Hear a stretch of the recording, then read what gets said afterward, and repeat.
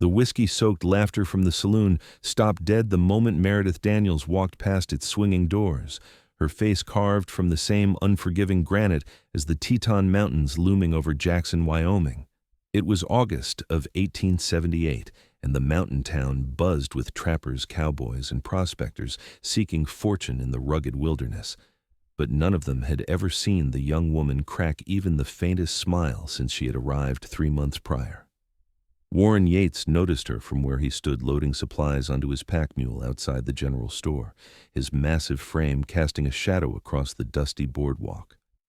He had heard the whispers in town, the curious speculation about the somber young woman who worked dawn to dusk at the boarding house without ever showing a hint of joy. His weathered hands, scarred from years of surviving alone in the high country, paused on the rope he was tying. Something about the rigid set of her shoulders, the way she held herself like a soldier expecting an attack, stirred something in his chest he had not felt in all his 30 years of living. Warren was not a man who frequented town often. His cabin sat high in the mountains, a full day's ride from Jackson, where he trapped beaver and hunted elk, living the solitary existence he had chosen after the war had taken too much from him. But twice a month he came down for supplies, his long, dark hair pulled back from a face that bore the marks of harsh winters and harder fights, his buckskin shirt stretched tight across shoulders and arms built from splitting wood, hauling game, and surviving where softer men perished. The townsfolk gave him respectful distance, knowing him as a man of few words and considerable strength. As Meredith disappeared around the corner toward the boarding house where she worked, Warren found himself wondering what tragedy had stolen the light from her eyes. He secured his supplies and led his mule down the main street, his boots kicking up small clouds of dust. The August heat pressed down on Jackson like a heavy blanket, but the nights would already be turning cold up in his valley. He should have been heading back immediately, but instead, he found himself tying his mule outside the boarding house and stepping through its door. The interior was clean and simply furnished, with a desk near the entrance where guests signed the register. Meredith stood behind it, sorting through a stack of linens with mechanical efficiency.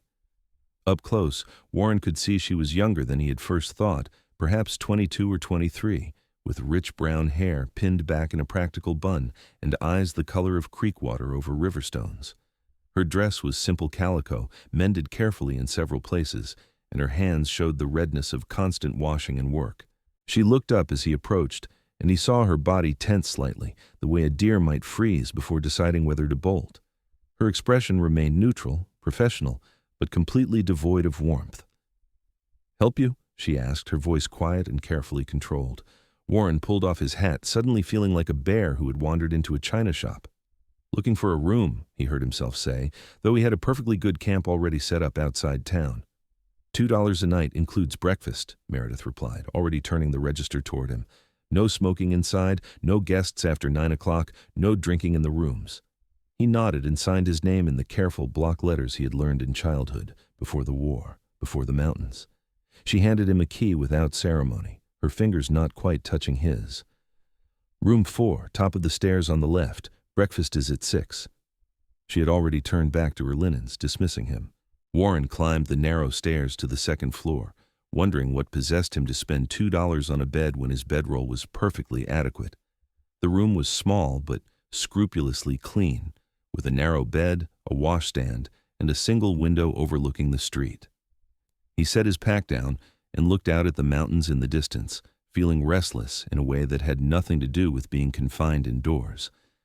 That evening, he took his dinner at the boarding house table along with 3 other guests, 2 traveling salesmen, and an older man who claimed to be surveying for the railroad. Meredith served the meal with quiet efficiency, setting plates of beef stew and fresh bread before them without comment. The food was good, well-seasoned and hearty, but she never once responded to the attempts at conversation from the salesman, merely nodding or shaking her head as required. "That girl is strange," one of the salesmen muttered after she had returned to the kitchen.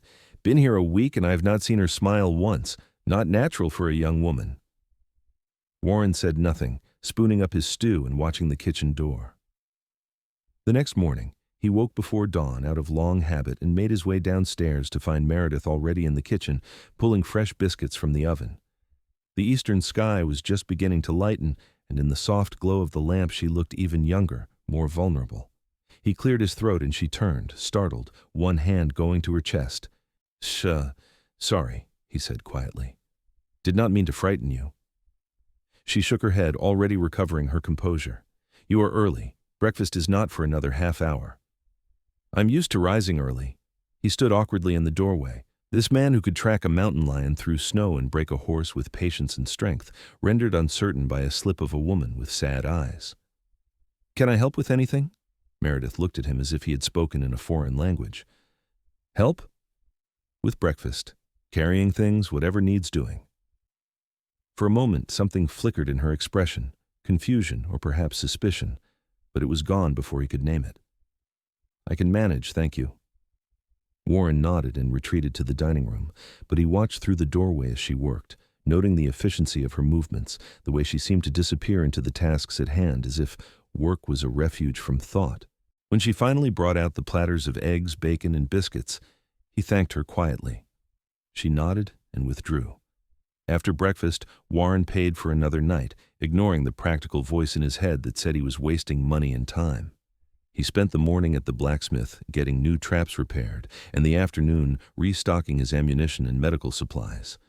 But his mind kept drifting to the boarding house, to the mystery of a woman who had forgotten how to smile. That evening, he arrived back as Meredith was hanging laundry in the small yard behind the boarding house. The clothesline was strung between two posts, and she was stretching to pin a sheet standing on her toes to reach. Warren watched for a moment, then approached and simply lifted the sheet higher, holding it steady while she pinned it. She froze, looking at him with those guarded eyes. I can manage, she said again, and he heard the steel beneath the quiet words.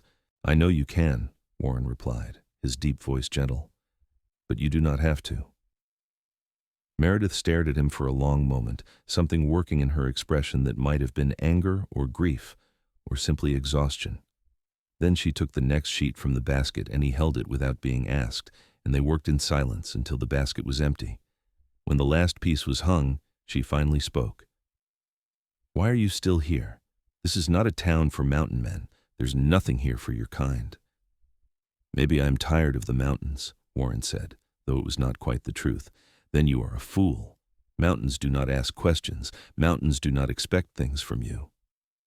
She picked up the empty basket and turned toward the house, but he saw her hands trembling slightly on the wicker. What happened to you? The question was out before he could stop it, too direct, too personal. Meredith stopped walking but did not turn around. For a long moment she stood perfectly still, and Warren thought she would not answer. Then, so quietly he almost missed it, she said, Everything that could. She walked into the house and left him standing in the yard as the evening shadows lengthened and the first stars appeared over the Tetons. Warren stayed in Jackson for a week, extending his stay each morning with another $2 he could ill afford to waste. Each day, he found small ways to be present without demanding anything. He carried water from the pump when the buckets were heavy. He repaired a loose board on the porch steps without being asked. He split a cord of firewood that had been delivered and left in unwieldy chunks. And each evening, he sat at the dinner table and watched Meredith serve the meals with that same careful emptiness in her expression. The town noticed, of course. Jackson was small enough that nothing went unobserved, and the sight of the reclusive mountain man lingering in town, clearly focused on the somber girl from the boarding house, became a source of considerable speculation and gossip. That Yates fellow has taken a shine to Meredith Daniels, Mrs. Cooper told her husband at the general store, loud enough for several customers to hear. Though what good it will do him, I cannot say. That girl's heart is locked up tighter than a strongbox. Maybe that is what she needs, her husband replied, weighing out flour. Someone patient enough to wait. Patient or foolish, Mrs. Cooper sniffed, but there was a hint of approval in her voice. On the 8th morning, Warren came down to breakfast to find Meredith sitting at the kitchen table with her head in her hands, her shoulders shaking with silent sobs. He froze in the doorway, every instinct screaming at him to go to her, but also knowing that pushing too fast would only drive her further away. Instead, he cleared his throat softly. She jerked upright, swiping at her eyes, her face flooding with color. I am sorry. Breakfast will be ready shortly. Forget breakfast, Warren said, his voice gentle but firm. What is wrong? Nothing, I'm fine. She stood and turned to the stove, but her hands were shaking so badly she could barely grip the pot handle.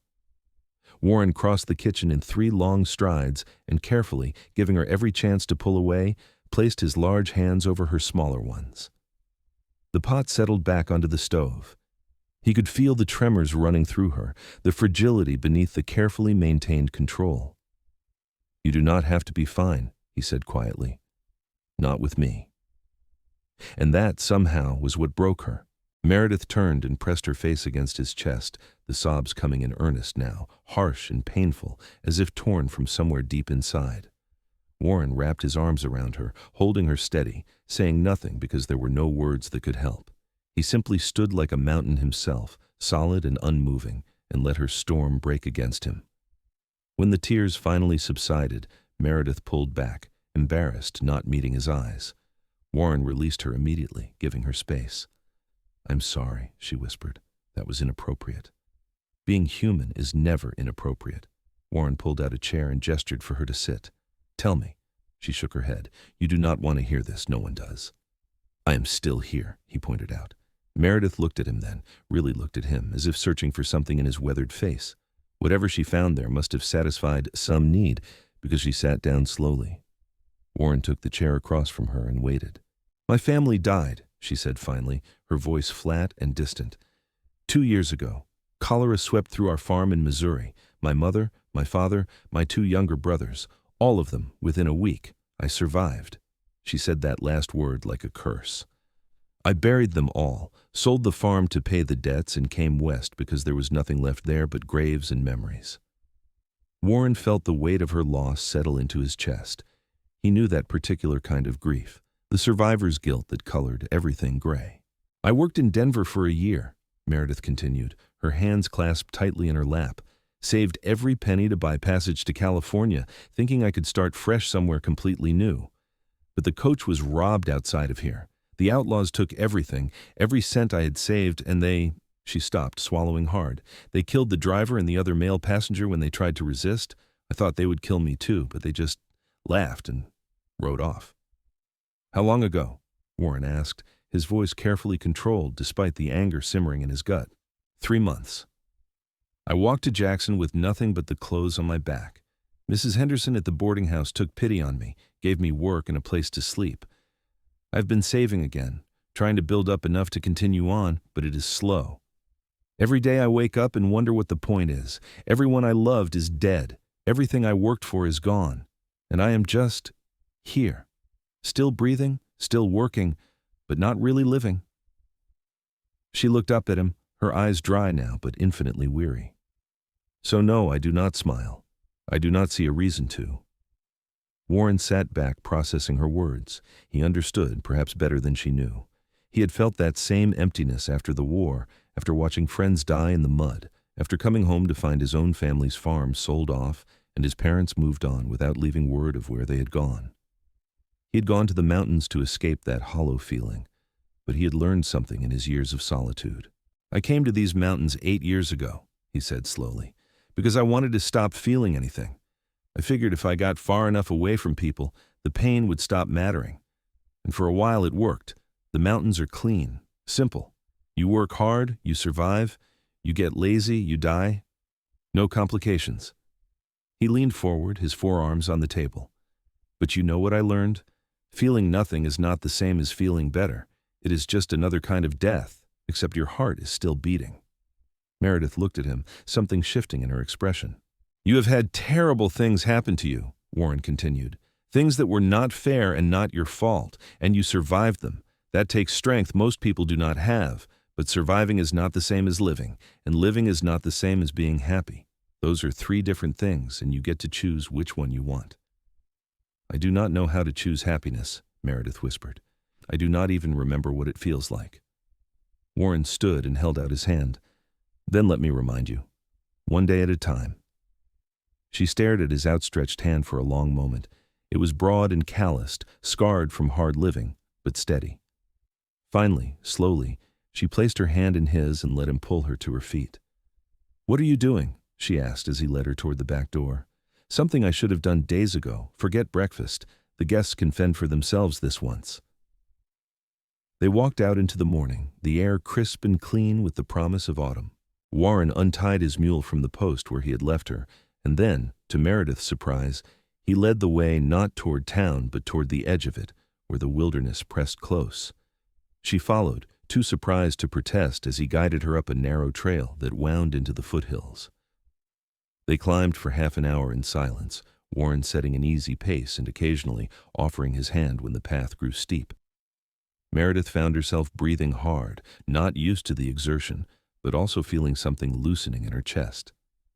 Finally, Warren stopped at a small clearing that overlooked the valley, with Jackson spread out below and the Grand Tetons rising majestically beyond. "Look at that," Warren said simply, gesturing to the vista. Meredith looked. The morning sun was painting the mountains in shades of gold and purple, and the valley below was a patchwork of green meadows and dark forest. The Snake River wound through it all like a ribbon of silver. It was breathtaking. "When I get too much in my own head," Warren said quietly, "I come to places like this. The mountains do not care about our tragedies. They were here long before us, and they will be here long after. But they are beautiful anyway. They just keep being beautiful, no matter what happens. There's something honest about that." Meredith stared at the view, feeling tears prick her eyes again, but different ones this time. "It is beautiful," she admitted. "So are you," Warren said, and when she turned to look at him in shock, he met her gaze steadily. "You do not see it because you are looking at yourself through the lens of everything you have lost. But I see a woman who survived impossible things and kept going. That is beautiful. That is worth smiling about." "I do not know how anymore," Meredith said, but there was less certainty in her voice now. Warren reached out and gently tucked a strand of hair behind her ear, his touch careful, reverent. "Then I will just have to keep reminding you until you remember." They stood in the clearing as the sun climbed higher, and for the first time in 2 years, Meredith felt something other than numbness. It was not happiness, not yet, but it was a crack in the ice that had formed around her heart, and through that crack, light was beginning to seep in. They returned to the boarding house to find the guests had indeed fended for themselves, raiding the kitchen for bread and cheese, and Mrs. Henderson, the owner, waiting with her hands on her hips. She took one look at Meredith's face, however, at the subtle shift in her expression, and her annoyance evaporated. "About time someone got that girl out of this house," she muttered to Warren. "She works herself to the bone. Go on, Meredith. I will handle lunch. You take the afternoon." Meredith started to protest, but Warren was already guiding her back outside. "Come on, I'm not done with you yet." "You are impossibly bossy," she said, but there was the faintest hint of something in her voice that might have been amusement. "I prefer to think of it as determined," Warren replied, and he led her down the main street of Jackson, ignoring the stares and whispers that followed them. He took her to the general store, where he proceeded to buy her a small bag of peppermint sticks. When she protested that it was unnecessary, he simply unwrapped one and held it out to her. "When is the last time you had something just because it tasted good, not because you needed it to survive?" Meredith could not answer. She took the peppermint stick and put it in her mouth, and the sweet, sharp flavor burst across her tongue. She closed her eyes, and Warren saw her shoulders relax just a fraction. "There," he said softly. "That is a reason to smile. A small one. But it counts." They walked to the edge of town, where a small creek ran clear and cold from the mountains. Warren sat down on the bank and patted the ground beside him. Meredith sat, more relaxed now, sucking on the peppermint stick and watching the water rush over smooth stones. "Tell me something," Warren said after a while. "Before everything happened, what made you happy then?" Meredith was quiet for so long, he thought she would not answer. Then, slowly, she began to speak. "Reading. We did not have many books, but my mother had a volume of poetry and a novel by Mr. Dickens. I read them until the pages were falling out. I loved the way words could build whole worlds, could make you feel things that your own life did not give you." Her voice grew softer, more wistful. "I used to dream about going to a city with a real library, spending hours just reading everything I could get my hands on." "Jackson has a small library," Warren said. "Above the church, not much, maybe 50 books, but they are there." Meredith turned to look at him. "I did not know that." "Because you have been too busy surviving to look for reasons to live," he pointed out gently. Come on." He stood and offered his hand again, and this time she took it without hesitation. They walked back into town, and Warren led her to the small white church at the far end of the main street. Inside, a narrow staircase led to a loft where, true to his word, several shelves held a modest collection of books. Meredith moved toward them like a woman in a dream, her fingers trailing over the spines. Warren watched as her face transformed, animation creeping in to replace the careful blankness. She pulled down a volume of Tennyson and opened it, her eyes scanning the pages with hunger. "Take it," Warren said. "Bring it back when you are done and get another." "I do not have time to read," Meredith protested, but she was clutching the book to her chest like a lifeline. "Then make time. What is the point of surviving if you never do anything that feeds your soul?" She looked at him, this mountain man with his rough appearance and surprisingly gentle wisdom, and something shifted in her chest. "Why are you doing this?" she asked. "Why do you care whether I smile or not?" Warren considered his answer carefully. "Because when I first saw you, I recognized something. You were me 3 years ago, walking around, breathing, but not really alive. And I spent those 3 years alone in the mountains, trying to outrun the emptiness. It did not work. You know what finally started to work? Deciding that even if life had taken everything from me, I did not have to let it take my ability to feel joy. That was the one thing I could control." He stepped closer, his voice dropping. "I see you fighting so hard to keep yourself numb, and I want you to know you do not have to fight anymore. It is okay to let yourself feel again, even if it hurts, especially if it hurts, because that means you are alive." Meredith felt tears spilling down her cheeks, but she did not turn away. "I'm afraid," she whispered, "if I let myself feel happy again, it will just be taken away. Everything always is."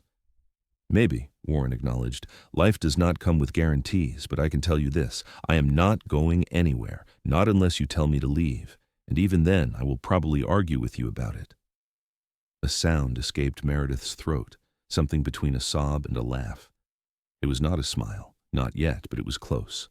Warren grinned at her, a genuine expression that transformed his rugged face into something almost boyish. "There," he said triumphantly. "I heard that. That was almost a laugh."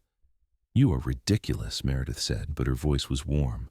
I prefer to think of it as charming," he replied, echoing his earlier words, and this time she did laugh, a small, rusty sound that seemed to surprise her as much as it delighted him. They spent the rest of the afternoon together, Warren showing her corners of Jackson she had never bothered to explore in her 3 months there. He introduced her to the couple who ran the bakery, who pressed fresh cookies into her hands. He took her to the stable, where a new litter of barn kittens tumbled over each other in the hay, and watched as she knelt and let them climb into her lap, her face softening with wonder. He bought her a ribbon from the dry goods store, a simple blue one that matched her eyes, and when she protested again about the expense, he simply tied it around her wrist like a bracelet. "Now you have to keep it," he said, "because I am a terrible shot at tying ribbons, and I'm not doing it again." By the time the sun was setting, Meredith was exhausted, but in a different way than usual. It was not the bone-deep weariness of too much work and too little hope. It was the pleasant tiredness of a day spent actually living. And when Warren walked her back to the boarding house, she turned to him at the door. "Thank you," she said simply, "for today, for all of this." "This is just the beginning," Warren promised. "I meant what I said. I will give you a reason to smile every day until you start finding them yourself. You cannot stay in town forever. You have your life in the mountains." Warren looked at her, at the way the evening light caught in her hair and the tentative hope in her eyes, and made a decision. "Then you will come with me sometimes, and I will come down to town more often. We will figure it out." "You barely know me," Meredith pointed out, but she was not arguing, not really. "Then I will get to know you, if you let me." Meredith searched his face, this man who had appeared in her life like an avalanche, unstoppable and transformative. "Why?" she asked again, needing to understand.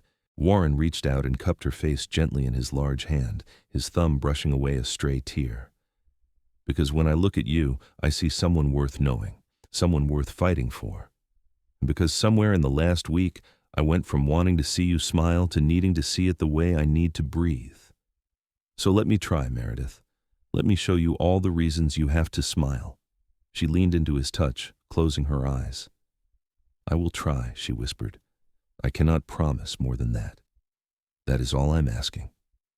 He left her at the door and headed to the small room he had rented at the edge of town, no longer staying at the boarding house out of respect for her reputation. As he lay in his narrow bed that night, Warren realized he had not thought about his solitary mountain cabin once all day. He had been too focused on the way Meredith's expression had shifted from blank to curious to almost happy. He had been too caught up in the sound of her rusty laugh and the way she had clutched that book of poetry like it was treasure. He had come to town for supplies and was leaving with something far more precious, purpose, direction, and the beginning of something that felt dangerously like love. The next morning, Warren was waiting outside the boarding house at dawn with 2 horses saddled. When Meredith emerged to start breakfast, he held up a hand. Mrs. Henderson has agreed to handle breakfast. You and I are taking a ride. I cannot just leave, Meredith protested, but she was already looking at the horses with interest. You can, and you will. When is the last time you took a day for yourself? She could not answer because she could not remember.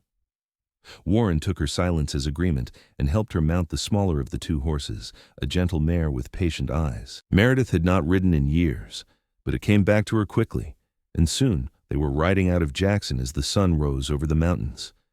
Warren took her deep into the wilderness, up trails that wound through forests of lodgepole pine and across meadows filled with late summer wildflowers. They stopped at a high mountain lake that reflected the sky like polished glass, and he built a small fire to make coffee while she explored the shoreline. This is one of my favorite places, Warren told her, handing her a tin cup of strong coffee. I come here when I need to remember why I chose this life. It is beautiful without trying to be. It just exists, perfect in itself. Meredith sipped the coffee and looked out over the lake. Do you ever get lonely? She asked. Up here by yourself? I did not think I did, Warren admitted. I convinced myself that solitude was what I wanted, but now I realize I was just afraid. It is easier to be alone than to risk caring about someone and losing them. But you risk it anyway, Meredith said, looking at him. With me. With you, Warren confirmed, because some things are worth the risk. They spent the day by the lake, talking in a way neither of them had talked to another person in years. Warren told her about the war, about the friends he had lost and the man he had been before it all. Meredith told him about her family, about her father's laugh and her mother's singing, and the way her brothers had followed her around like devoted puppies. They shared their griefs and their regrets, and in the sharing, both of them felt lighter. As the sun began to descend, Warren stood and held out his hand. I want to show you something before we head back. He led her to a rocky outcropping above the lake, where they could see for miles in every direction. Mountains stretched to the horizon, peak after peak disappearing into the distance. The sky was beginning to color with sunset, streaks of orange and pink spreading across the blue. This right here, Warren said, his arm around her shoulders as they stood together.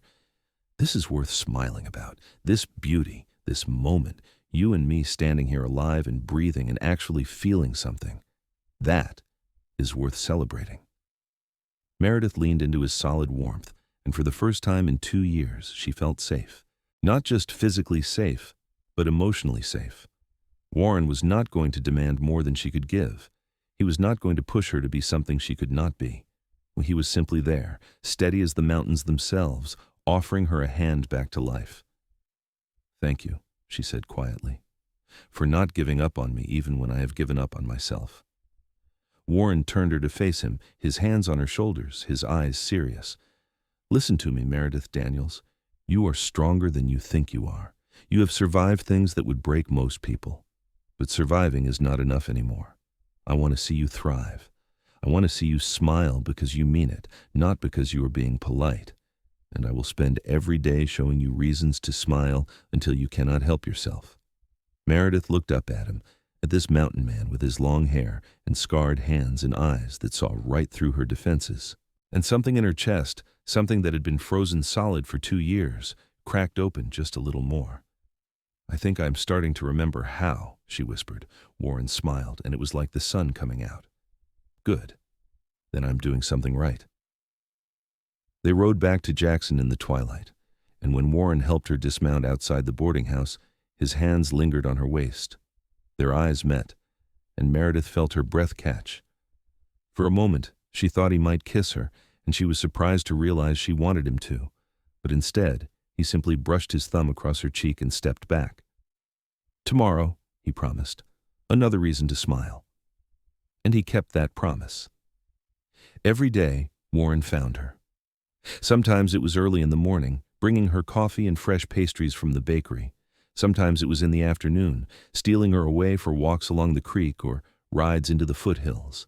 Sometimes it was just sitting on the porch of the boarding house in the evening, talking about everything and nothing while the stars came out. He brought her wildflowers that he had picked from high meadows. He taught her to skip stones across the creek. He made her laugh with stories about his mishaps in the wilderness, like the time he had accidentally fallen into a beaver pond and been chased by an irate beaver. He sat with her while she read from the library books, content just to be in her presence. And slowly, day by day, Meredith began to thaw. The careful blankness in her expression gave way to curiosity, then to interest, then to something that almost looked like happiness. She started to speak more freely, to offer opinions, to tease Warren back when he teased her. Color came back to her cheeks, light came back to her eyes. The town watched the transformation with approval and continued speculation. Bets were placed in the saloon about when Warren would propose. Mrs. Henderson beamed like a proud mother every time she saw them together.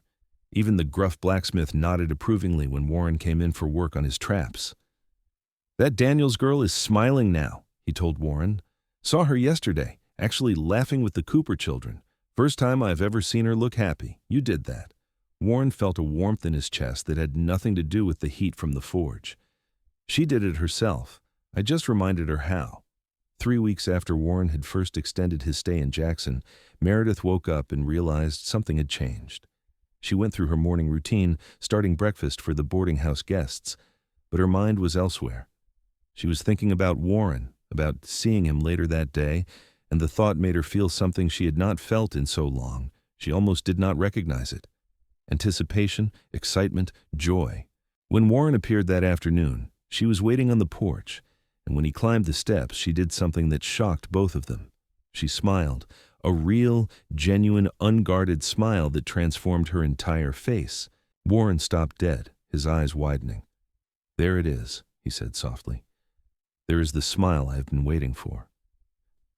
"I woke up this morning and realized I was happy," Meredith said, wonder in her voice. "Actually happy, not just less sad. And it is because of you." Warren climbed the last step and pulled her into his arms, holding her close. "No," he murmured into her hair. "It is because of you. You chose to let yourself feel again. You chose to live instead of just survive. I was just fortunate enough to be here to see it." Meredith pulled back enough to look up at him, her hands on his chest. "I do not want you to go back to the mountains," she admitted. "I know you have to. I know you have your life up there, but I hate it when you are gone." "Then come with me," Warren said immediately. "Come see where I live. Spend a few days in the high country. See if you could stand being with a stubborn mountain man long term." "Long term?" Meredith's heart was pounding. Warren cupped her face in his hands, his expression serious. "Meredith, I am not a man who is good with fancy words. I spent 8 years alone because I thought that was what I needed. But you have shown me that I was just hiding from life the same way you were. These past few weeks with you have been the best of my life. I wake up thinking about you and go to sleep doing the same. I want to keep giving you reasons to smile every day for the rest of my life. If you will let me." "Are you asking what I think you are asking?" Meredith whispered. "I am saying that I am falling in love with you, Meredith Daniels. Actually, I think I fell in love with you that first morning when you cried in my arms and let me see how strong you really are. I want you in my life, in my cabin, in my future, all of it, if you want the same." Meredith felt tears streaming down her face, but they were good tears, healing tears. "I do not know how to live in the wilderness. I barely know how to ride a horse. I will probably be terrible at it." "I will teach you," Warren promised, "and you can teach me things too, like how to be patient with people instead of bears, how to talk about feelings instead of just surviving, how to build a life with someone instead of just existing alone." His thumb brushed away her tears. "Say yes, Meredith. Take a chance on me, on us, on being happy." "Yes," Meredith breathed. "Yes to all of it." Warren kissed her then, and it was nothing like either of them expected. It was gentle and fierce at once, full of promise and hope, and the beginning of something neither of them had thought they would find. When they finally pulled apart, Meredith was laughing and crying at the same time, and Warren was grinning like a man who had just found gold. "We should probably tell Mrs. Henderson," Meredith said, trying to catch her breath. "We should probably tell the whole town, given how much they have been gossiping about us," Warren replied, and Meredith laughed again, the sound coming easier now. They told Mrs. Henderson that evening, and the older woman cried and hugged them both, already planning how quickly she could find a replacement for Meredith. They told the general store owner and the blacksmith and anyone else who would listen. And the next morning, Warren took Meredith up into the mountains to see his cabin. The ride took most of the day, climbing higher and higher until they were in country few people ever saw. Warren's cabin sat in a high valley, surrounded by forest and meadows, with a clear stream running nearby. It was small, just one room with a loft, but it was well built and snug, with a large stone fireplace and windows that looked out on a view that stole Meredith's breath. "It is beautiful," she said, standing in the doorway and taking it all in. "It is yours now, too," Warren said, coming up behind her and wrapping his arms around her waist. "If you want it." Meredith leaned back against his broad chest, feeling his heartbeat strong and steady against her back. "I want it. I want all of it. But Warren, I need to tell you something. Anything." She turned in his arms to face him. "I'm still scared. I'm scared that if I let myself be this happy, something will happen to take it away. I'm scared I will wake up and this will all be a dream. I am scared I do not deserve this." Warren looked at her with such tenderness it made her chest ache. "Then we will be scared together. Because I am scared too. I am scared I will do something wrong and lose you. I am scared I do not know how to be what you need. But I am willing to be scared if it means I get to be with you. We will figure it out together, one day at a time." "One day at a time," Meredith repeated, and she felt the fear loosen its grip just a little. They spent 3 days at the cabin, and Warren taught her the basics of mountain living, how to read the weather in the sky and the behavior of animals, how to identify edible plants and dangerous ones, how to fish in the cold stream and cook over an open fire. He showed her his trap lines and his hunting trails, the places where he had survived alone for so long. And Meredith taught him things too, though she did not realize it at first. She taught him how to talk about his feelings instead of burying them. She taught him that it was okay to need someone, that needing help was not the same as being weak. She brought books to the cabin and read to him in the evenings while he worked on repairing gear, and he discovered he loved the sound of her voice bringing stories to life. On their last night before heading back to Jackson, they sat by the fire and talked about their future. "I want to marry you properly," Warren said, "with the preacher and witnesses and whatever ceremony you want, but I also want you to be sure. Take whatever time you need to be certain this is what you want." "I am certain," Meredith said without hesitation. "I've never been more certain of anything, but I do have one request." "Name it." "I want us to go back to Missouri first. I want to visit their graves and say goodbye properly. I never had a chance to mourn the right way because I was too busy trying to survive, but I need to do that now, with you beside me. And then I want to start our life together with a clean slate." Warren took her hand and brought it to his lips. "Then that is what we will do. We will go together, and you can say everything you need to say, and then we will come back here and build our life." They returned to Jackson the next day, and the town buzzed with excitement when word spread that Warren Yates and Meredith Daniels were engaged. Mrs. Henderson immediately began planning a wedding for before the heavy snows came, giving them just 6 weeks to prepare. But first, Meredith and Warren needed to make their journey east. They left in early September, traveling by stagecoach and train across the vast distances to Missouri. It was Meredith's first time on a train, and Warren watched with pleasure as she pressed her face to the window like a child, marveling at the speed and the changing landscape. They talked for hours about everything and nothing, learning each other's habits and preferences, the small details that build intimacy. Warren discovered that Meredith hummed when she was content and bit her lower lip when she was concentrating. She learned that he was ticklish along his ribs despite his tough exterior, and that he had a surprisingly sweet tooth. They held hands across the train seats and fell asleep with their heads together, and every moment felt like another brick being laid in the foundation of their future.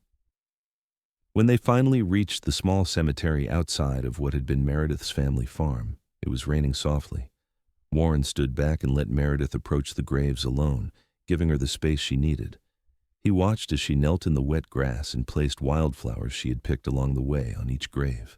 He saw her shoulders shake with sobs, and it took every ounce of his willpower not to go to her. But this was something she needed to do alone. This final goodbye.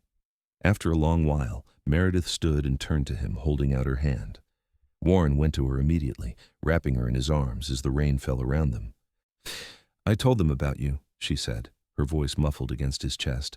"I told them I found someone who makes me want to smile again. I think they would have liked you." "I wish I could have met them," Warren said honestly. "Anyone who raised you must have been remarkable people." They stood together in the rain until Meredith was ready to leave, and then they walked back to the train station hand in hand. On the journey back to Wyoming, Meredith was quieter but at peace, and Warren knew she had needed that closure more than she had realized. "Thank you," she said as they watched the landscape roll past the train windows, "for understanding why I needed to do that, for not trying to rush me past my grief." "Grief is not something you get past," Warren said, remembering his own losses. "It is something you learn to carry, but it is lighter when you are not carrying it alone." Meredith turned and kissed him, soft and sweet, and Warren felt his heart swell with love for this woman who had been strong enough to survive hell and brave enough to choose happiness anyway. They returned to Jackson in late September, with the aspen trees turning gold and the air sharp with approaching winter. Mrs. Henderson had everything ready for the wedding, scheduled for the first Saturday in October. The whole town was invited, and it seemed like the whole town planned to attend. The night before the wedding, Meredith stayed at the boarding house while Warren camped outside of town, honoring the tradition of not seeing the bride before the ceremony. Meredith lay awake for a long time, thinking about how much her life had changed in just 2 months. She had gone from a woman who could not remember how to smile to a woman about to marry a man who made her laugh every single day. It felt like a miracle, like something too good to be true. But when morning came, and Mrs. Henderson helped her into the simple white dress they had made together, when Meredith looked at herself in the mirror and saw the glow in her cheeks and the light in her eyes, she knew it was real. She had found her way back to life, and tomorrow she would start building a future with the man who had shown her how. The wedding was held in the small church where Meredith had first discovered the library, and every pew was packed. Meredith walked down the aisle alone, having no family to give her away, but she did not feel alone.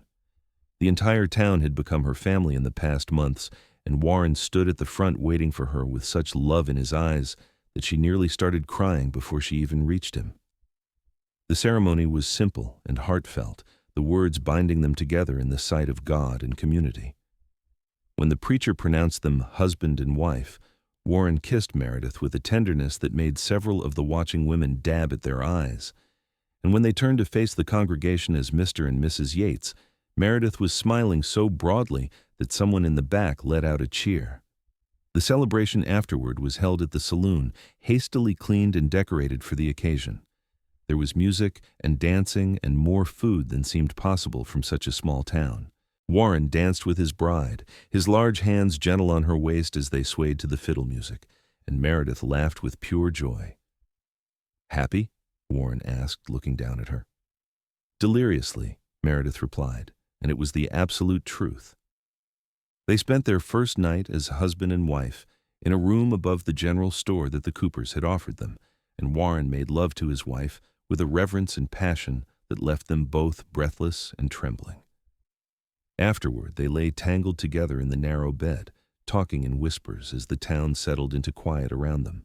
"I want to give you everything," Warren murmured, running his fingers through her loosened hair. "I want to spend every day of my life making you happy." "You already do," Meredith said, tracing the scars on his chest, each one a story of survival. "Just by being you. By seeing me when I could not see myself. By not giving up on me."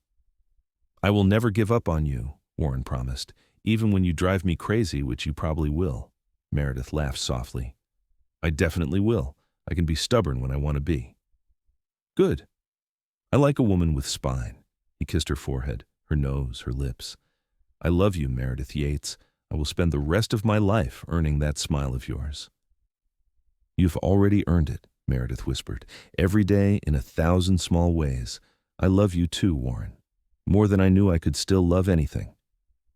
They stayed in Jackson for another week, tying up loose ends and saying goodbyes, and then they rode up into the mountains together to begin their life at Warren's cabin.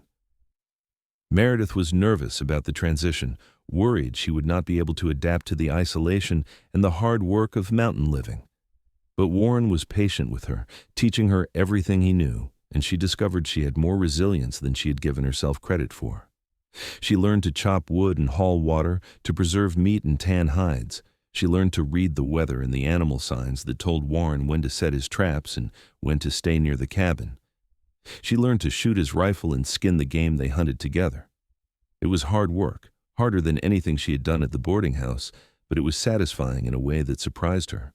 She was building something, creating a life with her own hands alongside the man she loved. And Warren learned from her, too. He learned to appreciate the books she read aloud in the evenings, discovering worlds beyond the mountains he had known. He learned to talk about his feelings instead of bottling them up until they exploded.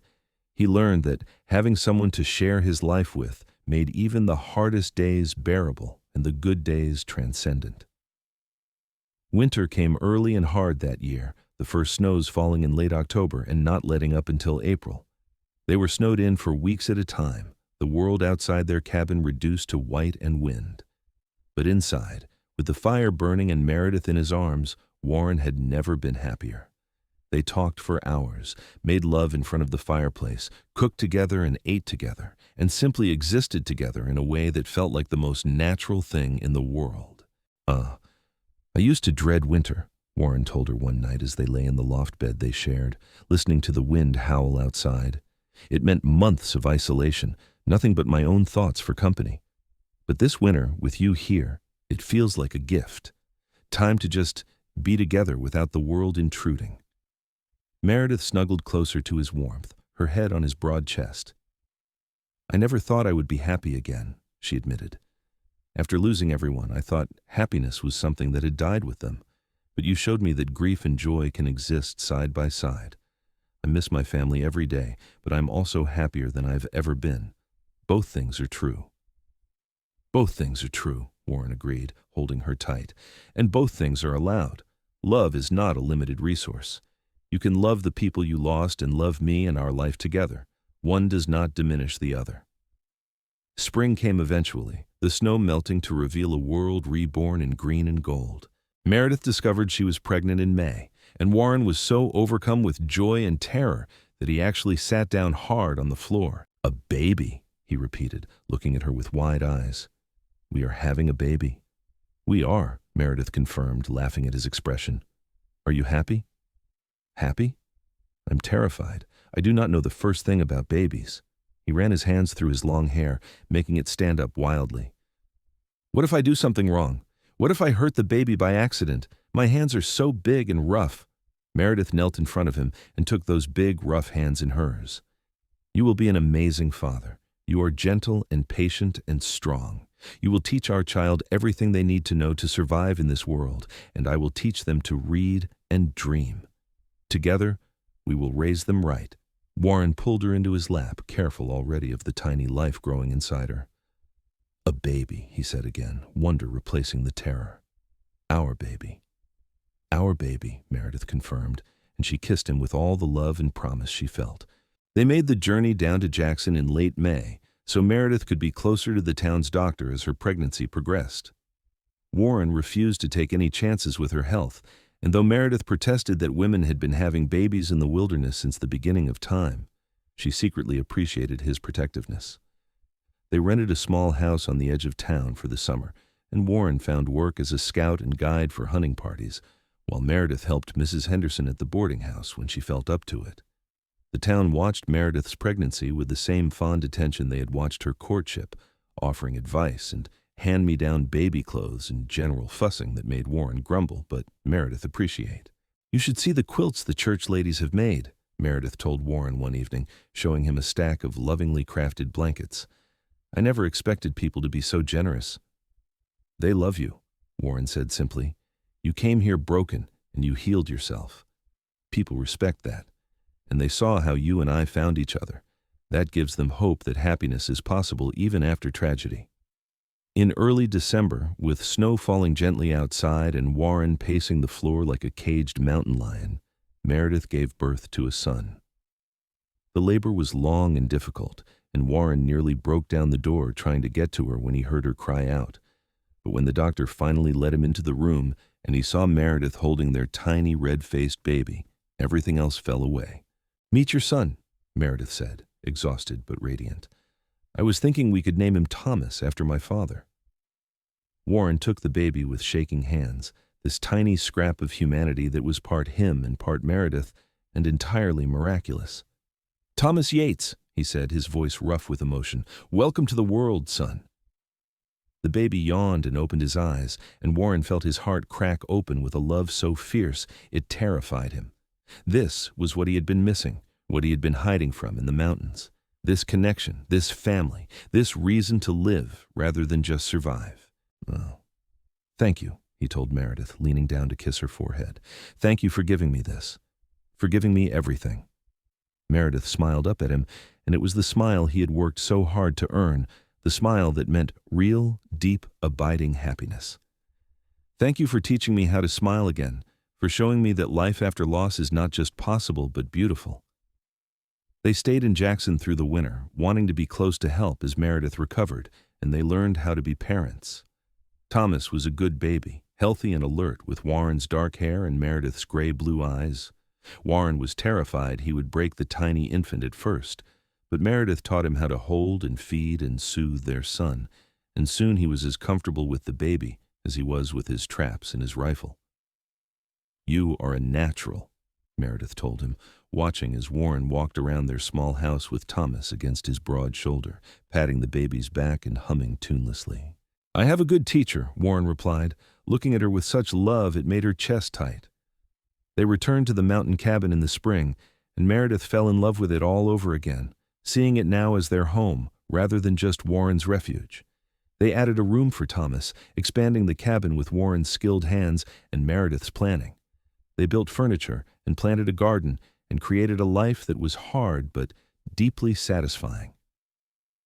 Thomas grew strong and healthy, learning to walk in the meadows around the cabin and babbling his first words with the creek burbling in the background.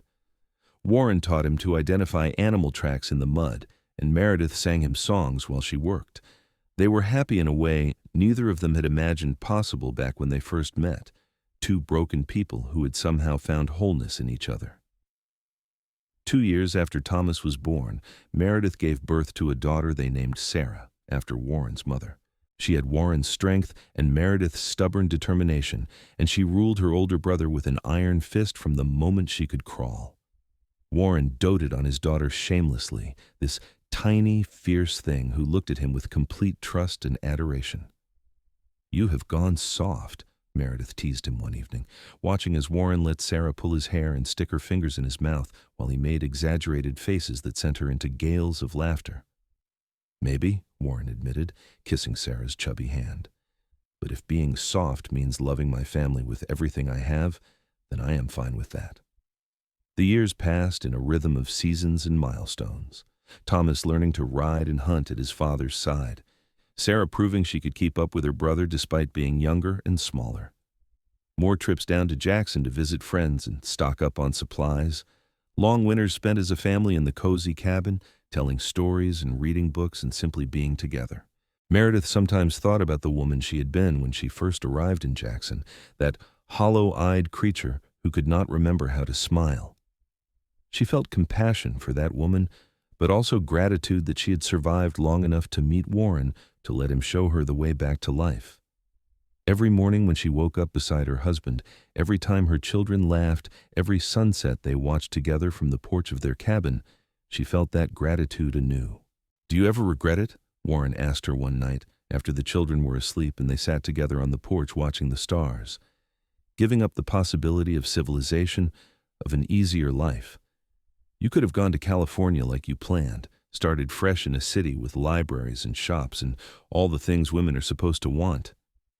Meredith looked at him, at this man who had made it his mission to give her reasons to smile and had ended up giving her reasons to live. "Not for a single moment," she said honestly. "You gave me something more precious than any city could offer. You gave me back myself. You showed me that I was strong enough to survive my losses and brave enough to risk loving again. And you gave me a family, a real home, a life filled with purpose and joy. How could I possibly regret that?"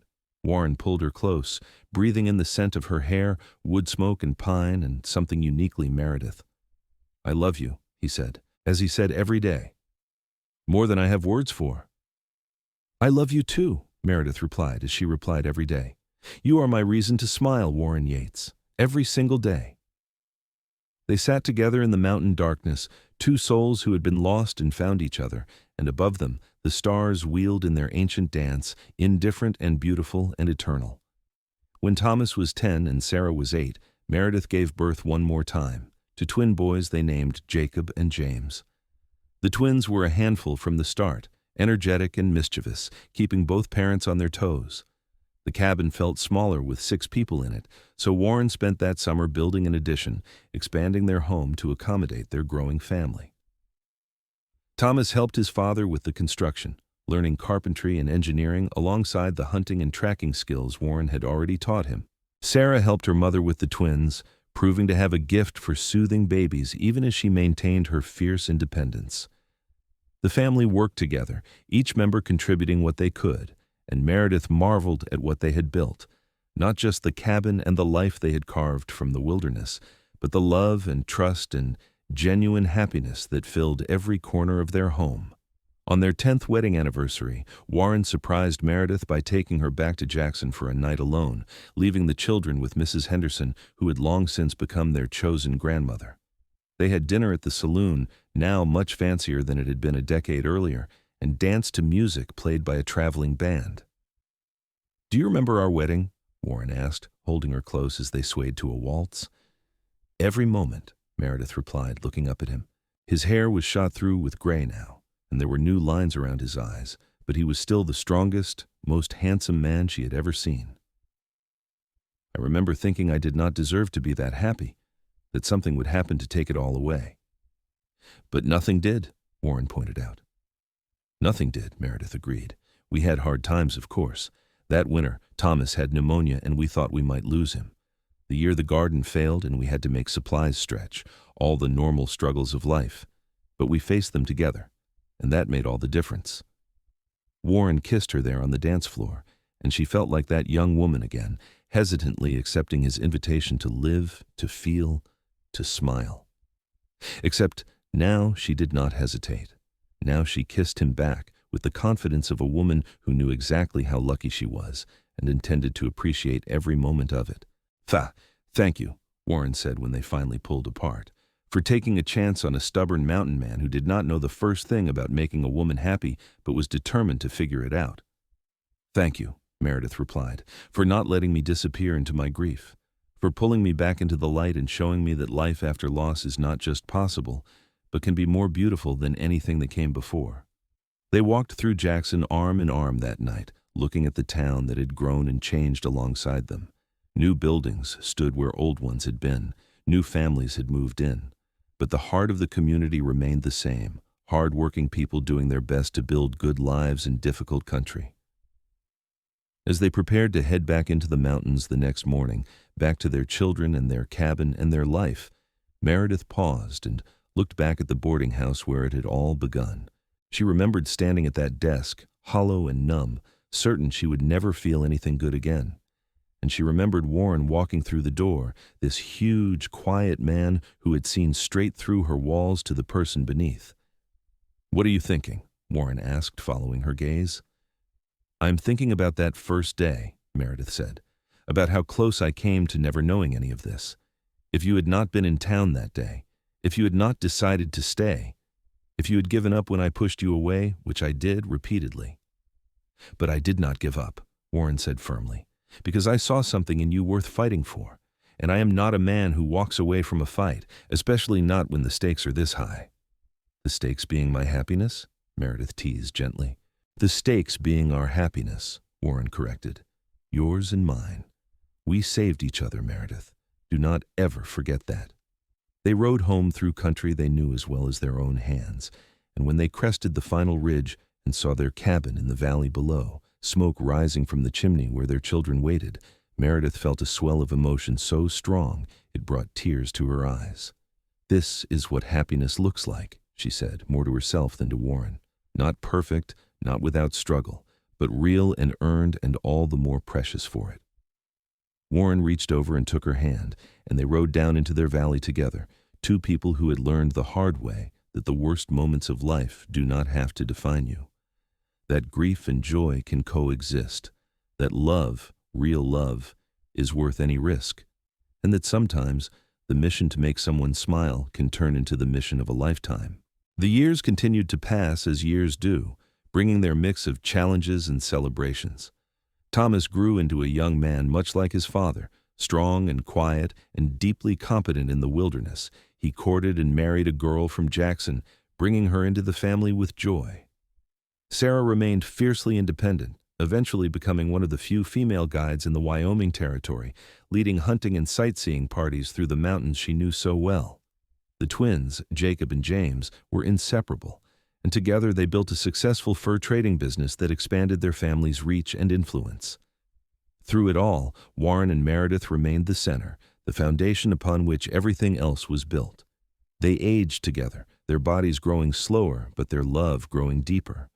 On cold winter nights, they would sit by the fire and remember those early days, marveling at how far they had come. "Do you remember what you told me that first day?" Meredith asked Warren one such night, her hand in his as they watched the flames dance. They were in their 60s now, their children grown and starting families of their own, but they still lived in the mountain cabin, unwilling to leave the place that held so many memories. "I told you a lot of things that first day," Warren replied, his voice still deep though touched by age. "Which particular gem of wisdom are you referring to?" Meredith laughed, that easy laugh he had worked so hard to earn. "You said that surviving was not the same as living, and living was not the same as being happy, that they were three different things, and I got to choose which one I wanted." "Did I really say that?" "I was smarter than I thought," Warren said with a grin. "You were exactly that smart," Meredith confirmed. "And you were right. I had been surviving, just barely, when you showed up, and you taught me not just to live again, but to choose happiness every single day. That was the greatest gift anyone has ever given me." Warren lifted her hand to his lips and kissed it gently. "The gift was mutual love. You taught me that isolation was not strength, that needing someone was not weakness, and that opening your heart to another person was the bravest thing anyone could do. We taught each other how to be human again, how to be vulnerable and strong at the same time." They sat in comfortable silence for a while, the kind of silence only possible between two people who had shared decades of life together. Outside, the wind whispered through the pines, and somewhere in the distance, an owl called. Inside, the fire crackled and the cabin creaked with familiar sounds, and Meredith felt a profound sense of contentment settle over her like a warm blanket. "I have been thinking," Warren said eventually, "about the day we met, about how I made it my mission to give you a reason to smile every day." "You succeeded admirably," Meredith said. "I smile every day because of you." "That's the thing, though," Warren continued. "Somewhere along the way, it stopped being a mission and just became who we were. I do not think about making you smile anymore. I think about being with you, sharing life with you, and the smiles just happen naturally for both of us. That is what love is supposed to do, I think. Transform from something you work at into something you simply are." Meredith turned to look at him, this man who had saved her in every way a person can be saved. "You are absolutely right. We are not the people we were when we met. We are better, whole where we were broken, happy where we were empty, and it all started because you saw someone who needed help and decided to help her, even when she pushed you away. Best decision I ever made," Warren said simply. "Second best," Meredith corrected with a smile. "The best decision was asking me to marry you." "Fair point," Warren conceded, pulling her closer. "Though technically you were the one who said yes, so maybe that was your best decision." They laughed together, easy and comfortable, And Meredith thought about all the days and nights they had shared, the births and the near losses, the long winters and the brilliant summers, the quiet moments and the dramatic ones, the struggles that had tested them and the joys that had sustained them. All of it, every moment had been worth it. As they prepared for bed that night, moving through their routines with the ease of long practice, Meredith caught sight of herself in the small mirror they kept in the bedroom. Her hair was mostly gray now, her face lined with years and weather. But her eyes were bright and her smile was real, and she barely recognized the hollow-eyed woman she had been all those years ago. "What are you looking at?" Warren asked, coming up behind her and wrapping his arms around her waist. "Just remembering," Meredith said softly. "The woman I was, the woman you helped me become." "You did that yourself," Warren insisted, as he always did. "I just held up a mirror so you could see what I saw. Strength, resilience, beauty inside and out. It was always there, even when you could not see it." Meredith leaned back against him, still marveling after all these years at how safe she felt in his arms. "We saved each other," she said, echoing his words from so long ago, "and we built something beautiful together. I would not change a single moment of it." "Not even the part where you cried in my arms and probably got my shirt all soggy?" Warren teased. "Not even that," Meredith confirmed. "That was when I started to trust you, when I realized you were strong enough to handle my grief without flinching." They stood together in the lamplight, two people who had walked through fire and come out stronger on the other side. Two people who had chosen each other and then chosen each other again every single day since. Two people who had learned that the opposite of grief was not the absence of love, but the presence of it in abundance. "I love you," Meredith said, as she said every night. "I love you too," Warren replied, as he replied every night. "Thank you for smiling for me, with me, because of me. Thank you for choosing happiness when it would have been easier to stay numb. Thank you for taking a chance on a mountain man who did not know what he was doing but was determined to figure it out. Thank you for not giving up on me," Meredith whispered, "for seeing past the walls I built and finding me underneath, for giving me reasons to smile until I started finding them myself, for loving me even when I could not love myself." They climbed into bed and held each other close, and Meredith drifted off to sleep thinking about how far they had come. From that first day in Jackson when she had been too numb to even register his presence, to this moment decades later, surrounded by family and love and a life beyond anything she could have imagined. The next morning dawned bright and clear, and Meredith woke to find Warren already up, standing at the window looking out at their valley. She joined him, slipping her arm around his waist, and together they watched the sun paint the mountains gold. "Beautiful," Warren said softly. "Beautiful," Meredith agreed, and she was not sure if he meant the view or their life or both. But it did not matter because it was all beautiful, all worth celebrating, all worth the fight it had taken to get here. That day passed, much like thousands of other days had passed, filled with simple tasks and small pleasures. They worked in the garden together, harvesting vegetables for winter storage. They mended fences and chopped wood. They ate lunch on the porch and watched deer graze in the meadow. They read together in the afternoon, sharing passages from books they loved, and through it all, they smiled. Not because they were trying to, not because it was a mission or a goal, but simply because they were happy. As the sun set that evening, painting the sky in shades of orange and pink, Warren pulled Meredith close and kissed the top of her head. "Thank you," he said quietly. "For what?" Meredith asked. "For everything. For saying yes when I asked you to let me try. For taking a chance on us. For building this life with me. For every smile, every laugh, every moment of joy. For proving that broken things can be mended and broken people can heal. For being exactly who you are." Meredith turned in his arms to face him, reaching up to cup his weathered face in her hands. "You gave me everything," she said, her voice thick with emotion. "You gave me back my life when I was certain it was over. You showed me that happiness was not just for other people, that I deserved it too. You loved me when I could not love myself, and you waited patiently while I learned how again. You are everything to me, Warren Yates, everything." They kissed as the sun disappeared behind the mountains, two people who had found each other against all odds and built something precious from the wreckage of their pasts.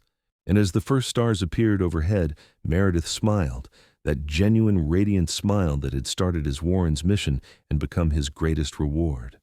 The smile that said better than any words could that she was happy, truly and deeply happy, and that she would carry that happiness with her for all her remaining days. Their story was not perfect. No story is. There had been struggles and setbacks, times when they argued and times when life felt overwhelming. But through it all, they had held on to each other and the love they had built. They had chosen happiness when it would have been easier to choose bitterness. They had chosen hope when despair beckoned. They had chosen each other over and over again in 1,000 small ways that added up to a lifetime. And in the end, that was what mattered.